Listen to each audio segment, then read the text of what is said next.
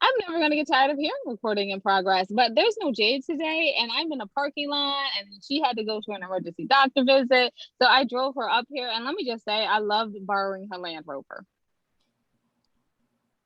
I love it. I hate when she has to go to an emergency medical thing, but I love driving the car. She's fine.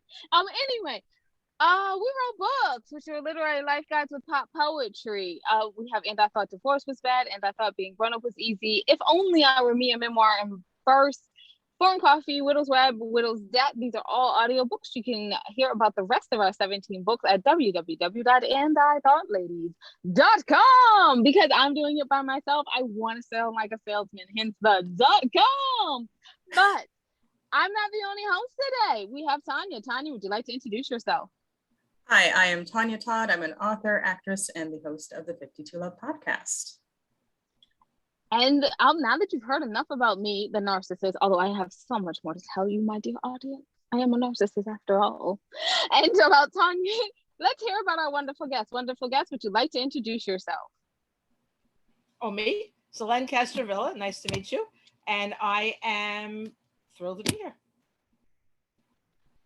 Would you like to tell us at least three things about you? Yeah. Sorry about that. I'm so enthralled by what you're saying. Well, I live in a purple house on a lagoon with swans, and I am a cat rescuer, and I am a badass author and an author program runner. You're muted. You live on a lagoon. Oh my goodness! And a purple house. Jade loves you. You know this, right? Okay, and I love you because you rescue cats. That's the far more important thing that she said. Oh, thanks. Oh, it was. I'm so sorry. I get caught up in material possessions real fast. I hear you. Oh my goodness. So you've written a book. Can you tell us a bit about what you've written? She's written more than a book. Yes. But in the note, like Tanya, she's one of the people who did what you did. Like she actually wrote what she wanted to talk about. So awesome. I'm trying to segue, and you know how bad I do segues. Oh.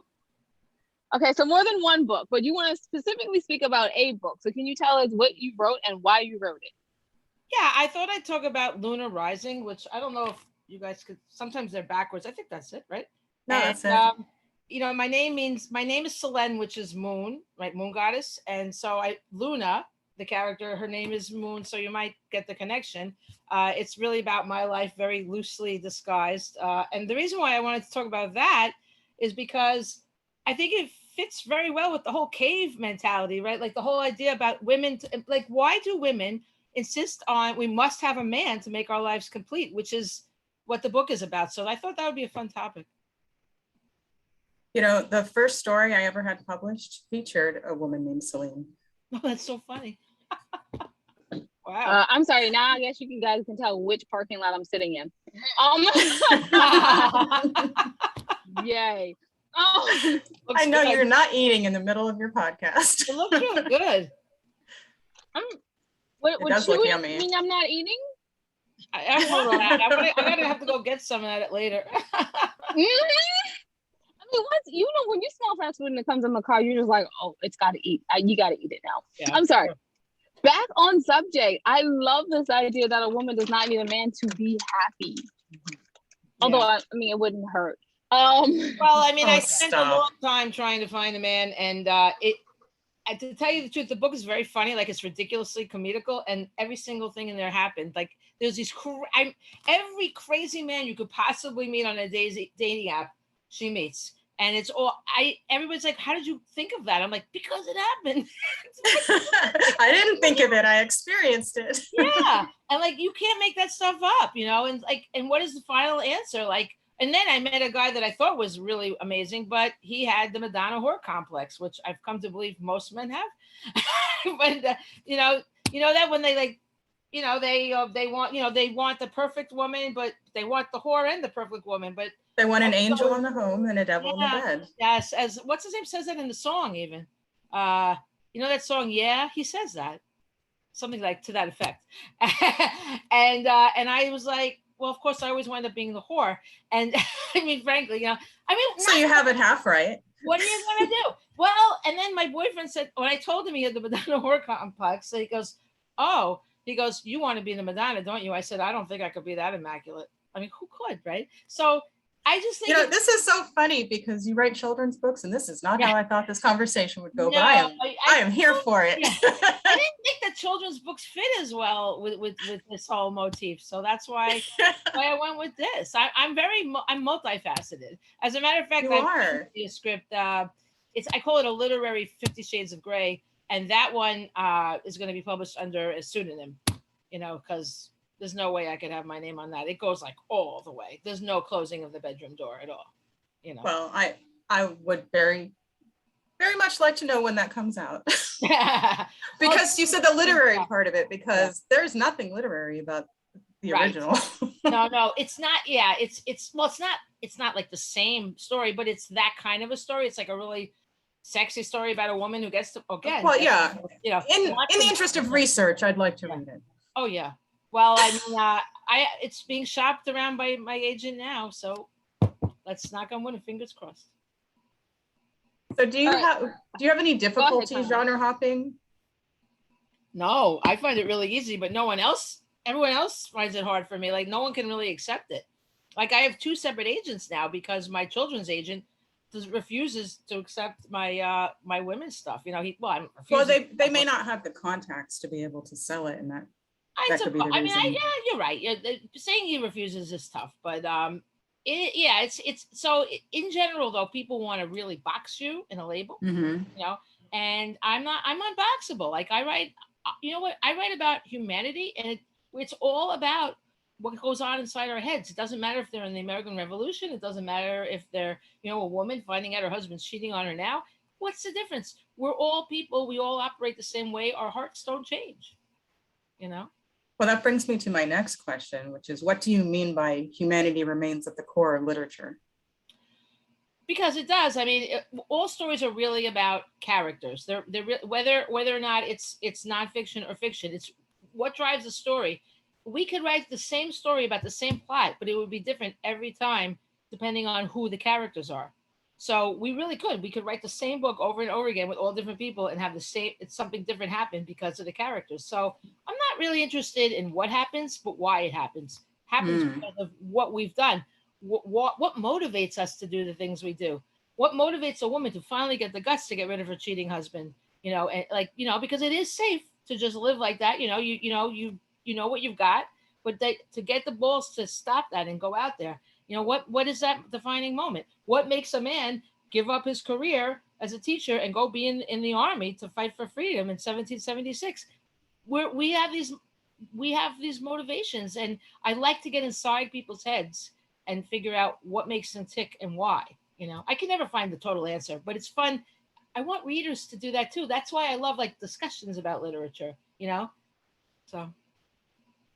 I'm loving hearing a discussion about literature. And Selene, I have to say, I am not one of those people where they're like, tonight we're going to go and discuss the literacy and the literary part and the writing process.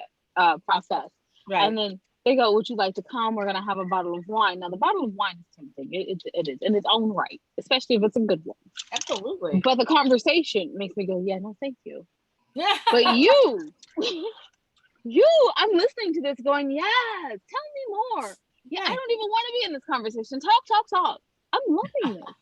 Well, I mean, literature is not boring. It's just how you look at it. You know what I mean? That's what I mean about Shakespeare too. It's the characters, why did these people do these things? My favorite is Macbeth. And my God, why would he do this horrible stuff? Well, his wife pushed him into it. Why? It's really like this crazy love. The puppeteering. Yeah. So I think that Shakespeare really explored all of humanity, all the emotions, and we're just sort of mixing it up again, and I love it. That's a feminist play. The women have the power in that one. I guess, but it really doesn't work out well for the feminists. Works out well for the sisters. I suppose. I never really thought about that. What do you think they got out of the whole thing? Well, I mean, if you look into it deeper, they are serving their mistress. Interesting. Hecate. That's very interesting. I never thought about that. Not that I explored it all too deeply when playing Which One. I love that. Oh, says Tanya with her Never with her beauty secrets. Tanya and her beauty Yeah. secrets. Like I haven't looked into it further. I feel Wow. like you have. That's amazing.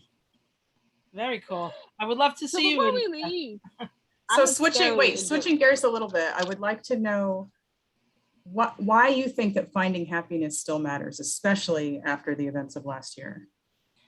Finding Good happiness still question. matters because it's all we have, right? You know, like I mean, what do we want more than anything? We want to be happy, and we have a right to be happy, despite just because yes, there's a lot of suffering, but we don't have to go down with the ship. We have to be responsible for our own happiness, and we can find that way. You know, there's that saying, well, I don't know the exact saying, but kind of like Maya Angelou said, I know why the caged bird sings, right? The caged bird sings because it has a song, it has its own happiness inside that's making it survive despite being caged in. You might say we're all caged in, right? But we can still sing our songs. You know, so that's all we have in the end is happiness, and we have to be responsible for our own. We can't make our children happy, we can't make our parents happy, we can't make our lovers happy. All we can make is ourselves happy.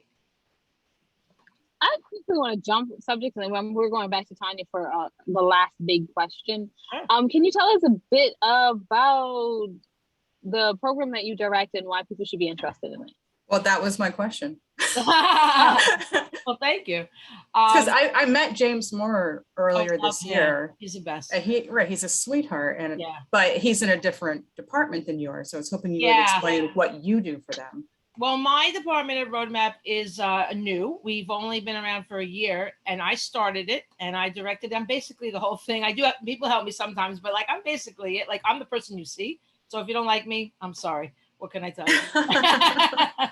But why I did it was because I was a customer of Roadmap. I've been adapting a lot of my stuff into screenplays and pilots, and look, it's not produced. Well, for those who don't know, will you explain what Roadmap Writers is and then what your program in particular does? Absolutely. Roadmap Writers connects screenwriters and authors with people in the business, like producers, agents, managers, all the people you need to directly pitch to, meet with. They can help you with your work. It's a direct connection as opposed to sending an email and never hearing from someone again. You know, we're like knocking on doors. It's the connection that was always needed. You know, that we never had this way in directly into Hollywood before. And so when I was, I met Joey, who was the guy that started it. Joey Tuccio and Dorian Connolly are the people that started it, and they're really freaking amazing people. And I got so into it, and I got so much. I have like a shopping agreement. I have all kinds of stuff. But I said, oh my God, we need a program like this for authors because it's so hard to get published. It's ridiculous. Like you write queries, you send them out, and you never get any answers. I mean, rarely. And then they're like, no, thank you after like 3 years. You know what I mean? So they said, hey, great idea. They said they'd been toying with it anyway. And it all came together. It was just like kismet.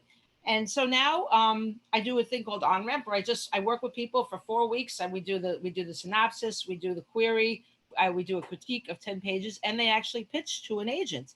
And I just got someone signed last week. Our 10th writer got signed from the On Ramp program. So that's excellent. A lot of people requested too. So yeah, it really works. And then we have the top tier where I work with the people that to develop. We go over their pages even more. We train them. They do meetings, but we train them for the meetings, right? And then so altogether, 10 people have gotten signed in a year, and it may not sound like a lot, but it is because it's tough luck. And it's tough. You gotta meet. You gotta really get that story perfect. And we have again a lot of people are on request too. And I met my my second agent through Roadmap also. So yeah, it's been which I just started talking about because I felt like I don't know. Sometimes I feel like it's bad luck, but like what the hell. But I'm telling you, these agents are amazing because I personally got one and I vouch for them. This is not BS. This is the real thing. I do this not for any money. Well, I do get paid something, but it's not the money. It's helping other authors. It's my passion. And what a great thing to be able to help other people and subsidize my income too. Like it's amazing, right? But I believe in helping authors. I had people help me. I had people mentor me. So I made this program as I wanted, like in my eyes, as I wished I had it when I was starting out. Very Thank you so nice. much for explaining. That was beautifully explained. Oh, thank you. It made me want to jump on in and be like, "Ooh, I want to get the top tier." But then I remember I'm not currently writing a book, so no. Yeah, that is a Let me little ask. bit. Yeah, Let me ask. I am currently writing a book. Do you do poets as well? we do, but I'm not gonna lie. That's hard. I mean, that's a hard thing to get sold. I'm not. I can't lie. But of course, yeah, I love poetry. Absolutely. Lovely. Oh my Yeah, goodness, that is so nice. So yeah, look at you poets out there. They do poets as well. absolutely. I was expecting you to say no. No, I'm just they are poetry is probably the hardest single thing to get published, but it's so beautiful, and oh my God, I love poetry so much. One of my best friend that mentored me is an amazing poet. So Wow, that is great. I mean, can you tell people where to find out more about you, where to buy your books, and where to find your program? sure. Well, my website is my name, which Selene Castrovilla, no space.com. My books are like on Amazon and all that. But if they look on my website, I can send a signed copy if anybody's interested. Uh, Okay, I'm going there. oh, thank I you. need a signed copy. Absolutely. Yeah. And I love to write to people. So if you write to me on my website, I always write back. It's right on the website. And if you're interested in roadmap authors, you can write to me at Selene at roadmapwriters.com. Thank you so much, Selene. Tanya, where can people find out more information about you and click your IMDb? I am across social media at Ms. Tanya Todd. I'm on IMDb, just Tanya Todd, and my podcast is available on YouTube and Spotify, and that's the 52 Love Podcast. Awesome. Thank Sounds you so great. much. And you can find everything that your ladies are doing on www.andithoughladies.com. You can also find a few things that we wish we hadn't put out there. I'm not joking with you. I'm still cleaning up the website. But if you, when you go to the website, if you go down to the bottom of the page, you can see the 3 charities that we proudly support. And we thank you in advance for giving them some help. Remember that wisdom is all around you if you're open to finding it and accepting it. So peace and love, you guys, from the missing Jade, who is actually doing well now, and Winona. Bye-bye.